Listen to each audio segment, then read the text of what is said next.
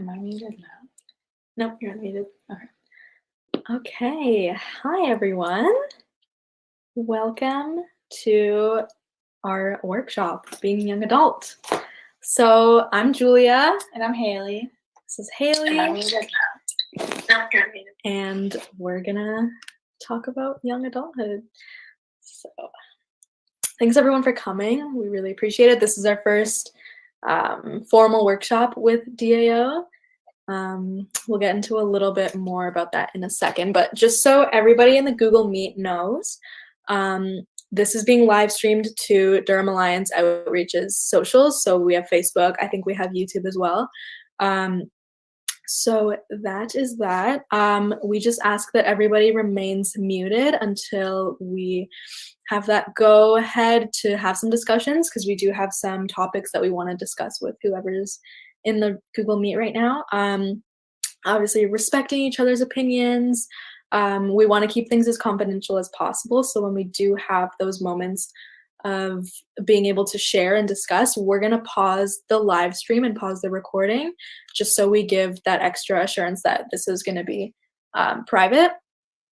Please be kind and considerate of others, and this is an opportunity to learn, so don't be afraid to ask questions at the end. We'll try Give time for that. We'll try to answer those questions as best as we can, and obviously just treat people like you want to be treated.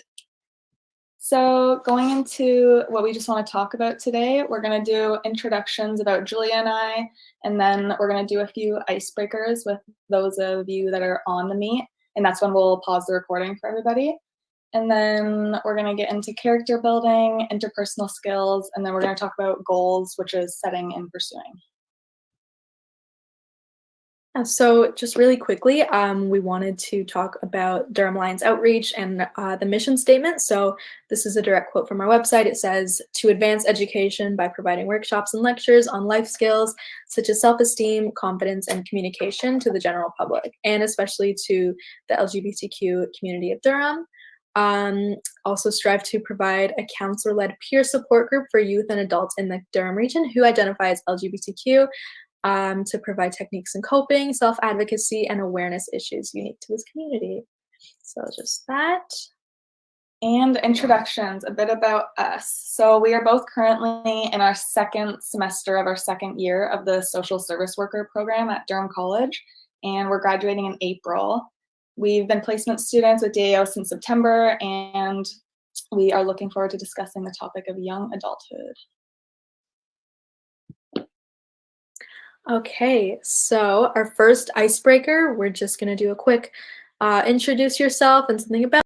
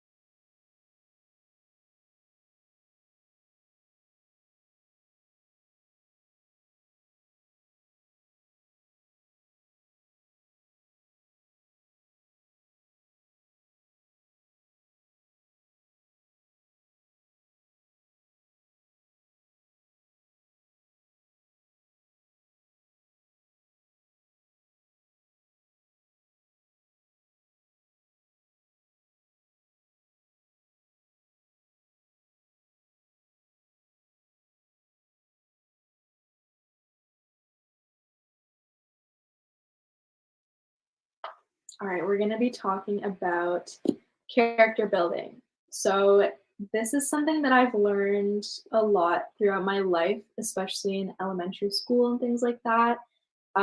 This screen cap here is from the Durham District School Board. So, the DDSB actually um, takes character traits and character education as a really important step in growing your personal, um, your character, I guess, and your professionalism and your life as a student, and basically just your role in a society. So, to go into it quickly, they talk about teamwork, responsibility, respect, perseverance, optimism, kindness, integrity, honesty, empathy, and courage, which I agree with fully.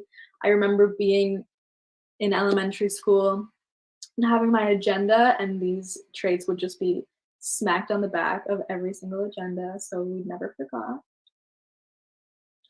Okay, so here we go. We're going to be going over optimism, responsibility, perseverance, honesty, self advocacy, and independence. So, just a quick preface, character building looks different for everyone.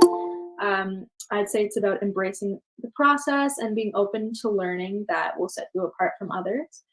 Um, so, we're just going to hop right into it. Here we go. So optimism. A couple examples of optimism are to look on the bright side and focus on positives.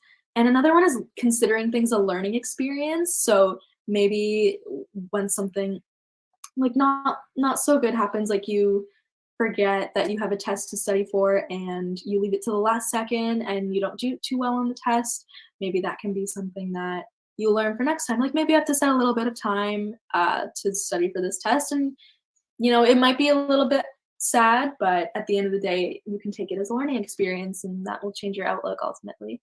Um, Another thing that optimistic people do a lot is expect things to work out for the best. So just have your best interests in mind. Another one is accepting responsibility for mistakes that have been made, because beating yourself up for it isn't really helping you or anyone. Um, So don't let one bad experience define your future kind of thing. Because if you get really down about something that happened and you just don't want to get out of that slump, it's going to be really hard to make that switch to be optimistic and stuff. Um, and being grateful is a big part of optimism as well.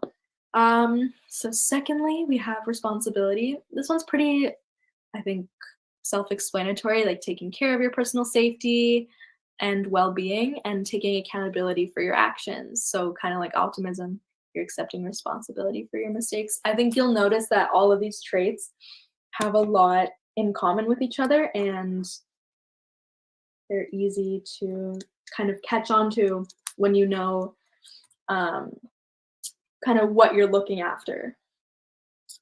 Okay, and next we're going to talk about perseverance. So that's mostly just maintaining optimism and not trying to, like Julia said in the past, just not trying to be too negative on yourself and live life in the present. So don't dwell on the past and don't focus too much on, obviously, think about the future, but don't focus on something 10 years from now and stress yourself out in the second. Trying new experiences and living your goals. Secondly, we want to talk about honesty, which is know yourself and your intentions. So know that what you're doing is really what you want to be spending your time doing in that moment. And make your actions match your words. So be true to yourself, be sincere about your reactions, and be open to feedback. Yeah, okay. So self-advocacy, I really wanted to include because I think it's important.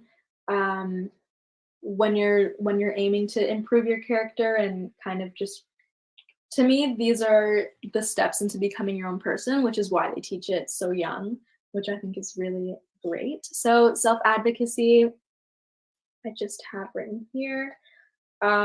So it's defined as understanding your rights and taking control of your life. So advocacy means um, giving yourself or another person support to have their voice heard.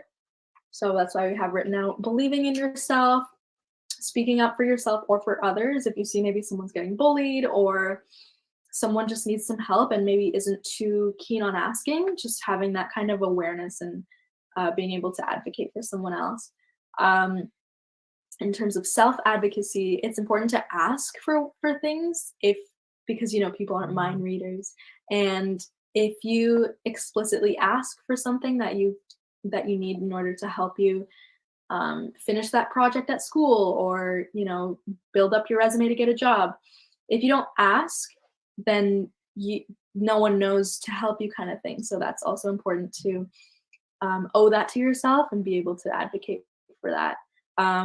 Another one is practicing what you preach, for sure, so that you're holding yourself accountable for things. Independence is huge as well. A big tip that people go by when they're talking about independence is faking it till you make it, which for sure works. It for sure works because you're putting that thought into your brain that you can do things by yourself and you're trying the best you can, and ultimately it'll work for you if you just fake it till you make it. Challenging some beliefs that you may have will help you build your independence, and help you meet your needs. And also learning to soothe yourself will be really helpful in independence, just because that kind of, if you know yourself and you know how to relax yourself if you have a stressful situation, then that can be really helpful in terms of becoming independent. Okay, next we're going to talk about interpersonal skills.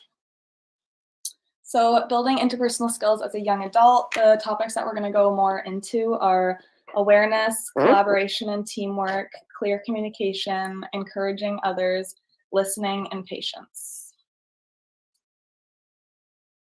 Okay. All right, so I quickly want to talk. To improve your interpersonal skills, it's important to monitor your body language, and make sure you're not doing things that people will assume that you're being disengaged or aggressive, so like crossing your arms, looking around, avoiding eye contact. All those kinds of things are easy to pick up on. We're going to talk about practice active listening with your family and your friends and your coworkers, classmates, anybody that you interact with. A good tip that we learn in school is repeating back to someone what you have just heard so that they know that you're listening attentively. Being fratty and chenly, oh my god. I'm so sorry. Friendly and chatty will help improve your interpersonal skills. Practice leading a meeting or presentation like what we're doing right now. This is building our interpersonal skills. Being enthusiastic and engaged when interacting with people. So those were like the main couple of points. And now Haley's going to talk about self-advocacy, or sorry, self-awareness. That back, yeah. Okay, so the definition of self-awareness is just the experience of one's own personality or individuality. So paying attention to what bothers you. I think this one's important because I feel a lot of people don't really know what other people, what bothers their friends, because you don't communicate properly. So just being able to communicate what bothers you so that people around you know, and knowing and accepting your preferences. And collaboration, the definition is the action of working with someone to pronounce or create something. And that is just being transparent, saying what you're going to do and follow through, allow for a little give and take, and listen to understand, not respond. Yeah. So that goes back to kind of repeating what you hear someone say. So like listening to actually understand what they're saying and not necessarily waiting for them to be done so that you can go ahead and talk, kind of thing. That makes for kind of a hostile work environment. So next up,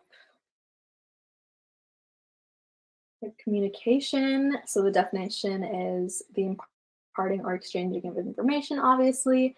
A good way to communicate is to ask good questions, because let's say you just assume something was meant by something that someone said, and it could be the opposite, and you'll never know if you don't ask a question, and that could cause for some miscommunication. Like I said at the beginning, paying attention to body language and nonverbal cues, and articulating things that you want to get across. It's really important to make sure that you're saying what you mean and not kind of leaving things to the imagination, because that can get really confusing for people you're working with or communicating with. Mhm. And then encouragement, the definition for that is just the action of giving someone support, confidence, or hope. So that can be about smiling, listening to what they're saying, sharing positive thoughts, give evidence of success, and reward people's attempts. Right, next we are going to talk about listening. And the definition of listening is giving one's attention and make an effort to hear something. So making sure people know that you're actually listening and not just hearing them. So listen to learn, not to be polite, ask questions, repeat back what you heard, like we spoke about earlier. Wait until someone is finished speaking before you speak. And patience. The definition is the capacity to accept or tolerate delay, trouble, or suffering without getting angry or upset. And that can be you identifying when you're patient or impatient, or reframe how you think about a situation and your perspective on situations you go through. Yeah. Before we move on to our next topic, does anybody have any questions? We can type them in the chat of the Google Meet or the Facebook or anywhere. We can try and answer those for you, or you can, tell Before us we a go ahead. story about times that you've witnessed these traits or not witnessed these traits. It can be really frustrating working with a group of people or with an individual and noticing that there are some things that kind of what's the word, that kind of clash. For example, like the best example I can think of is when you're talking to someone and trying to get something done, and they are listening but they're on their phone, or like saying like yep, uh-huh, and they're not actually looking at you, or if you ask them to repeat back what you said, they would have absolutely no idea what you just said. So it's important that these skills are practiced often, and kind of being able to figure out if one of these is happening to you. Like if you're maybe not being super patient with someone, or you're not fully listening to what they're saying, or you're, like I said before, waiting until they're done speaking so that you can go ahead and talk, kind of thing. Um, yeah, so all of these basically just come with practice and um, how badly you want to be able to achieve these skills and learn them and practice them. Okay. So next we're going to talk about goal setting. And the first slide we have here is something I know the four of us placement students have specifically learned in school, but I thought it was really useful and we thought we should definitely put it in for everybody. So it's just SMART goals, which stands for specific, measurable, attainable, relevant, and time-based. So looking just more into them, specific is make your own goals specific and narrow for effective planning. So not making your goal too broad and unreachable. Measurable is define what evidence you will prove you're making progress and reevaluate when necessary. So when you recheck with your goal and it's not working, you can always change it and correct it as you go. Attainable is make sure you can reasonably accomplish your goal within a certain time frame. So make it, if you want to start going to the gym, set it for the next month to really get your time going and starting. So instead of just saying, I'm going to start going to the gym next week. And relevant, your goals should align with your values and long-term objectives. And time-based, set a realistic, ambitious, and date. Oh, how do I get? Oh, and date for prioritization and motivation. Yeah, so some examples of SMART goals.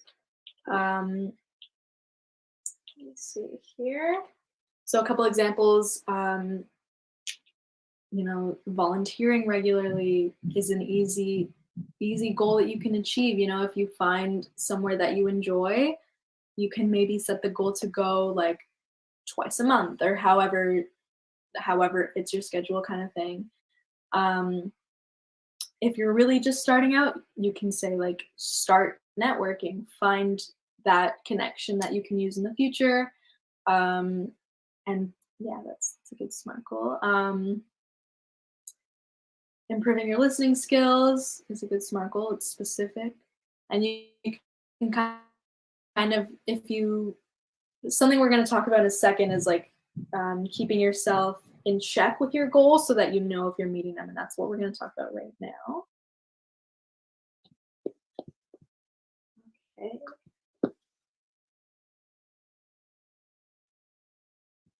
All right, so learning to set your goals as a young adult. This can be very intimidating because seriously, where do you start? A quick quote we have here is goals are our aspirations. When we set a goal, we create an aim for a set of behaviors. So creating and setting goals is important, but learning to stay on track and hold yourself accountable is how you can really achieve what you are reaching for. So people who are in the chat here and in our meeting, what are some ways you can track your goals to make them more achievable? You can unmute yourself or you can type it in the chat.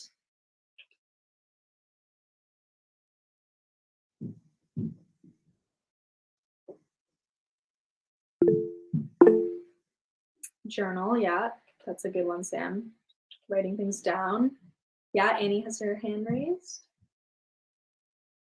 I was gonna say I set alarms. You set like alarms? in my Okay. in my calendar.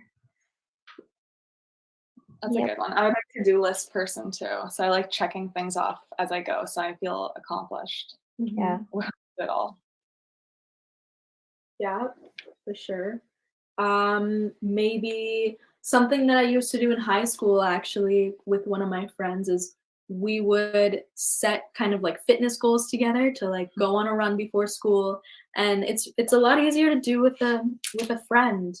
Like another example, since online learning has become so like just every day for us, I know Haley and I struggled with working alone in our houses, so we started like messaging each other, see if we want to like do a virtual kind of homework study day, and that really helped, I think, us achieve a lot of our goals and do really a lot better than we would if we were doing it alone.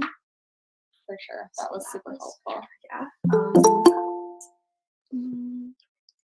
All right, what else do we got? So yeah, so make sure your goals are kind of not too big to start out with, and make sure they're achievable and measurable over time. So measurable over time, make sure, like Sam mentioned, she does journaling, kind of having like a set starting point and wherever you want to be at the end, make sure there's a way for you to be able to tell if you're making progress or not. And look back at the journals. Yeah, that'll motivate you even more if you look back at journals and notice that there are changes being made.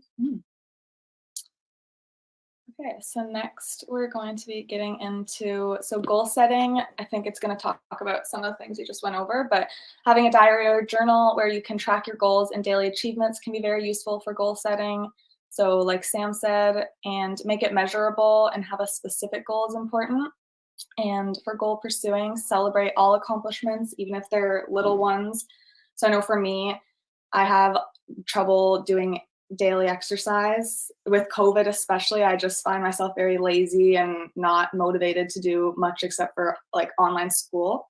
So just getting up and motivated to go on a walk or do a little exercise and celebrate that instead of just feeling like, oh, I haven't been working out for a month straight. It's still like I did it that day. And get it down on paper, so record it, delegate less important tasks, and willpower.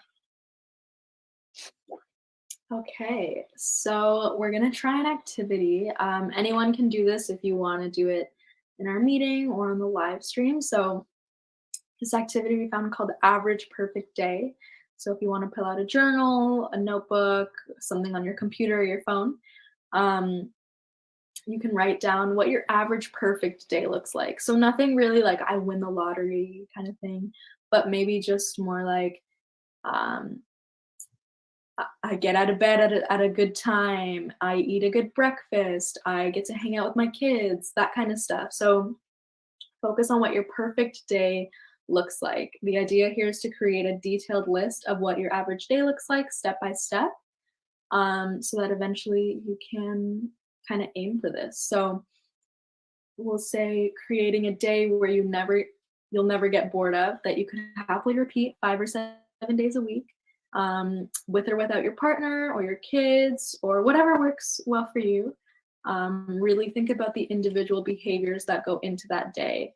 You'll begin to see clearly that little habits you can start actioning straight away can get you closer to your idea of your perfectly average day. So a couple examples I have here while people are working away.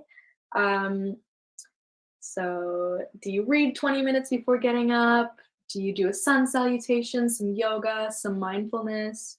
What do you do once you're out of bed? Do you make a coffee, make a tea? Do you shower? Do you watch The Price is Right? You know, like, do you pick out your favorite outfit?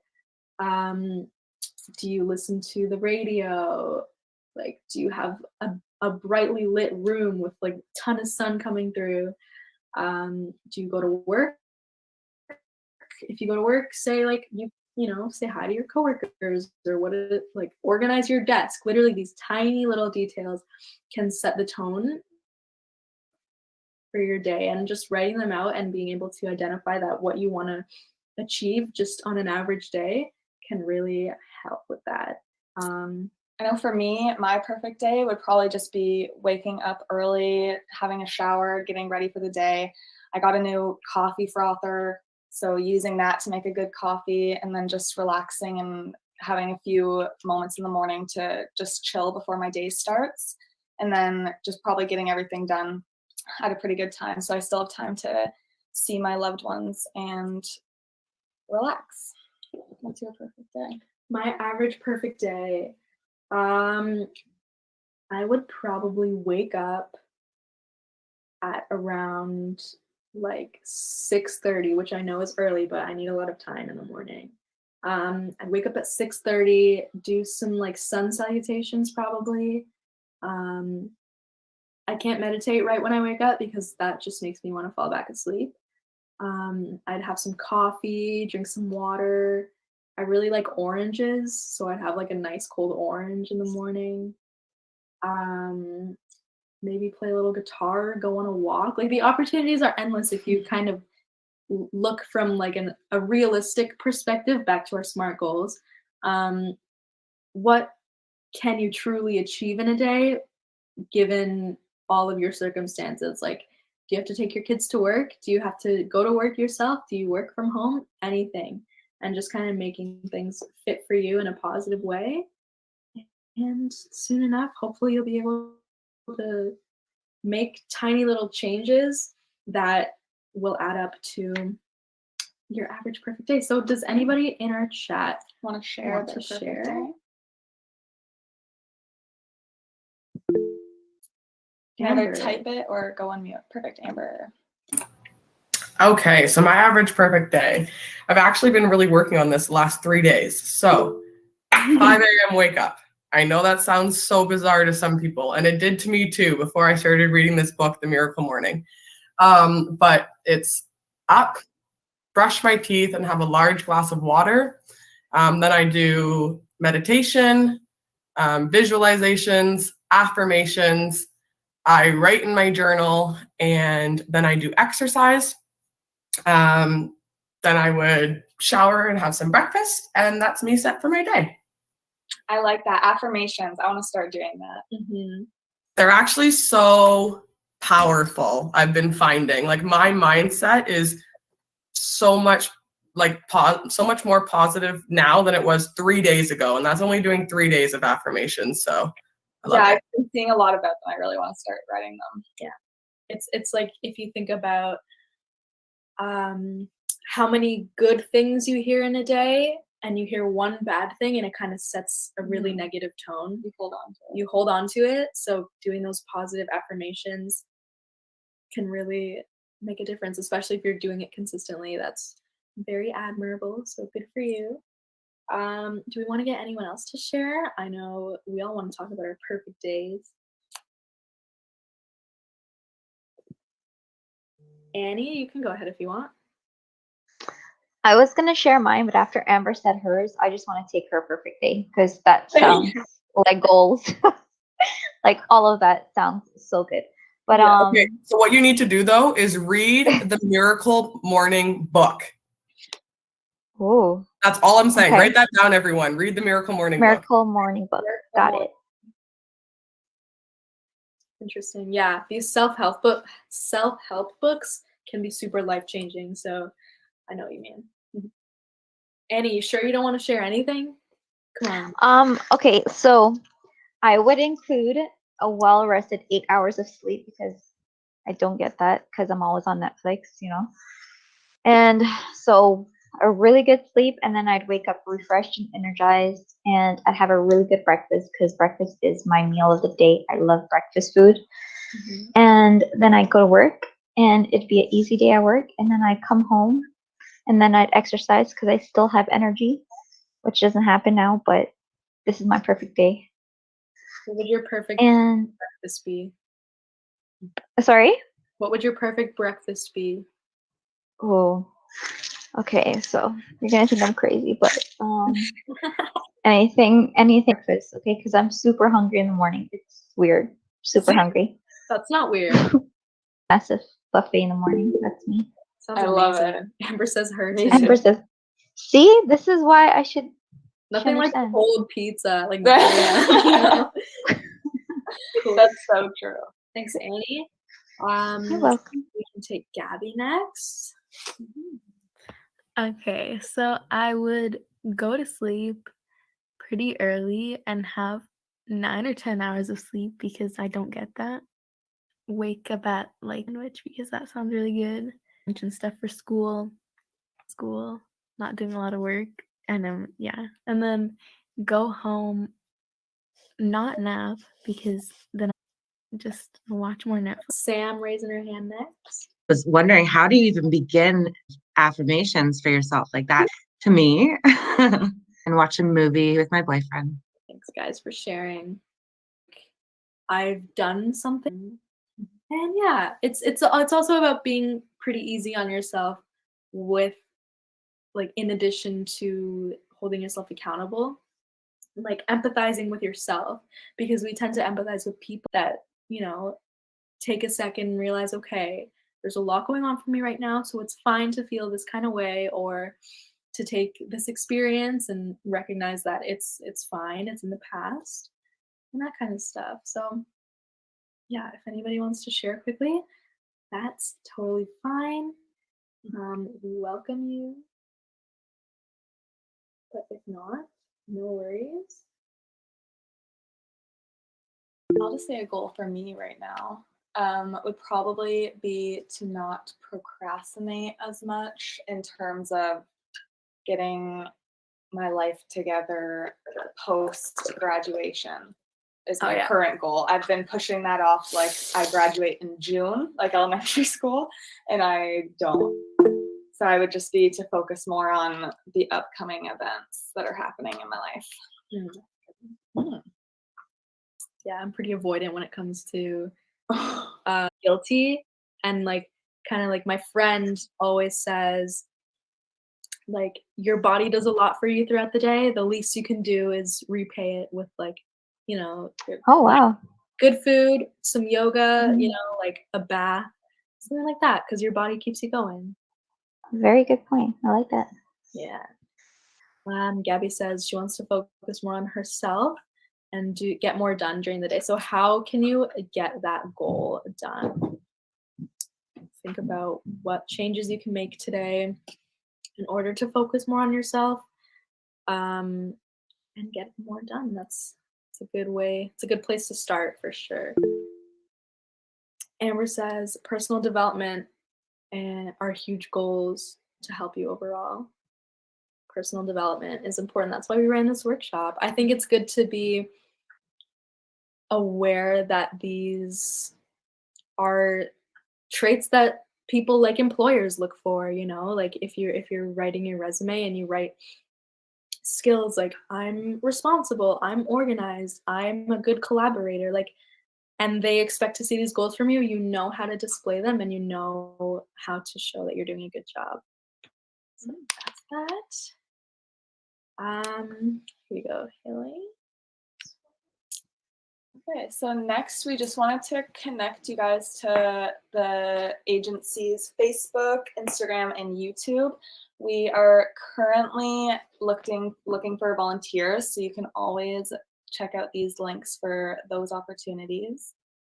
And Yeah, that bottom link there is a direct link to the volunteer sign up on durhamallianceoutreach.org. We are a nonprofit organization, so we're looking for people willing to come help us out and run our initiatives and other kinds of stuff. We just started an Instagram account this year. We've been trying to keep up with that. And yeah, I think YouTube is where we post our live workshops as well and other things that like Amber's been doing. I know Amber's been doing like a You Are Not Alone kind of initiative, which has been really nice. So next up, this is just a quick ad for the Easter treat platter. Sam, if you want to unmute and you can quickly talk about this, you have the floor. Yeah, sure. Thank you, Julia. So right now we're going to be working towards fundraising some additional money for Durham Alliance. The money that we raise will all go towards future programs or workshops. And so what we're doing is we're going to be selling a delicious homemade Easter treat platter. It'll be for $20 and you'll get 15 treats on the platter. And that includes brownies, cookies, cupcakes, bird's nest, Easter bark, and it'll all be Easter orientated. You can also pick it up on April 3rd, that's a Saturday, or you can have the choice to have it delivered for an additional $5. And you can order all the way up until March 27th. So all of the funds will be going to DAO. It's going to be all homemade and delicious, and hopefully everybody will order their platters before the deadline. Thank you. Thanks, Sam. And next up, we can have Annie talk about this next workshop we have coming up. Hey guys, so yes, this next workshop is actually happening next week, Wednesday, March 10th, and I'll be co-hosting it with Samantha, and it's called Release. And what it is, we're going to go into like details about stress and wellness and really how to maintain that and deal with and cope with the stressors in your life. And we'll go into the dimensions of wellness as well. For example, social wellness, intellectual wellness, emotional wellness. And then for a close, we're going to have a really fun activity of making kites. And the whole idea around making a kite is that making kites is a way of a stress relief, because you're letting that fly into the air and you're kind of not focusing on the stressors in your life, but you're more so thinking about that moment that you're in right now. And it's also a good way to just get out there and get some fresh air. So hope to see you all there. Thank you. Yeah, thank you. That's a good segue into the personal spirituality workshop we have coming up in 2 weeks. That one's still open to sign up. Releases, I think we may have a couple spots left for the Google Meet. And then the week after spirituality, we have another workshop from Sam, which will also be live streamed. If you couldn't tell already, this is kind of a series of placement students being able to kind of share these workshops with the community. So we're really appreciative of that opportunity. And yeah. So thank you guys. thank you, everyone. Thanks for coming. I believe this will be posted on the Facebook if you want to come back to it. Keep us posted on those goals if you want. And yeah, thank you guys so much for coming. We appreciate you, and we'll hopefully see you next week for Annie's workshop. Yay. Thank you guys. Thank you. Thank you, ladies. I just wanted to jump on here quickly and just say thank you to the both of you for doing this presentation today. Again, like I put it in the chat, I learned a lot, and I know a lot of other people did too. A lot of valuable skills came out of your workshop. So I am so happy that I was able to participate. And again, I just wanted to thank both of you guys. And I know everyone else here thanks you as well. So everyone, give it up for these two lovely ladies here. They're wonderful, and this presentation was amazing. So thank you guys. Thanks so much, Amber. All right. Cool. Thanks, We'll see guys. you. I learned so much. Thank you. Thanks, guys. Thank All right. you very Take much. care. I've learned a lot. Thank you.